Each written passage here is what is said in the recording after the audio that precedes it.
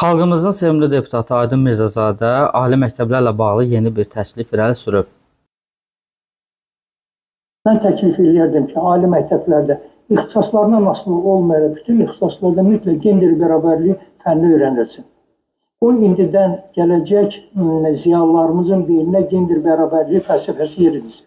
Ailə dəyərləri, təcrübə, bunun vacibliyi, qadın hüquqlarının qorunması bu indidən gələcək ziyalılarımızın beynində oturursun. Hörmətli millət vəkili, bilirsinizmi nə qədər tələbə təhsil haqqını ödəməkdən əziyyət çəkir? Təhsil haqqı yüksək səviyyədədir. Birincisi, ali məktəblərdə təhsil haqqı qiymətlərini insanların büdcəsinə uyğun təşkil etmək lazımdır və bu bahaçılığı yığışdırmaq lazımdır. İkincisi, təhsil müəssisələrini bitirdikdən sonra tələbələr iş tapa bilirmi? Bunu düşünmək lazımdır. Və yaxud da ki, tapdığı işdə verilən əmək haqqı onları qane edirmi? Öz sahələri ilə işləyə bilirlərmi? Müəyyən yerlər ayrılırmı? Bunu düşünmək lazımdır. Üçüncüsü, niyə biz indiki ziyalılardan tələb etmirik, gələcək ziyalılara ötürürük məsuliyyəti? Gender bərabərliyi Azərbaycanda o qədər aşağı səviyyədə deyil.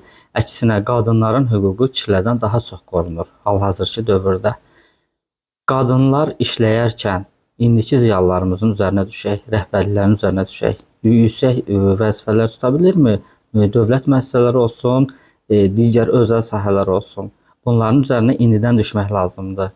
Ali təhsil müəssisələrindəki tələbələri kitabla, dərsliklə, belə şeylərlə yükləmək lazım deyil. Bunları məktəb vaxtı müəllimlər də öyrədə bilər. Məktəb vaxtı dərsliklərə də salına bilər belə məsələlər. Əsas məsələ odur ki, universitet tələbələri iş tapa biləcəkmi? İş yerlərinin sayı artmalıdır. Bunların üzərinə düşmək lazımdır. Tələbələr necə dolanır, necə yeyir, kirayə qiymətləri bahadır.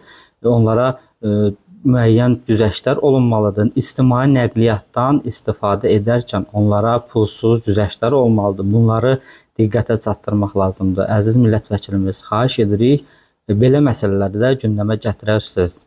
Dərslik çap etməklə deyil, əsas yükü, əsas gücü bu istiqamətə verib daha yüksək nəticələrə nail ola bilərik.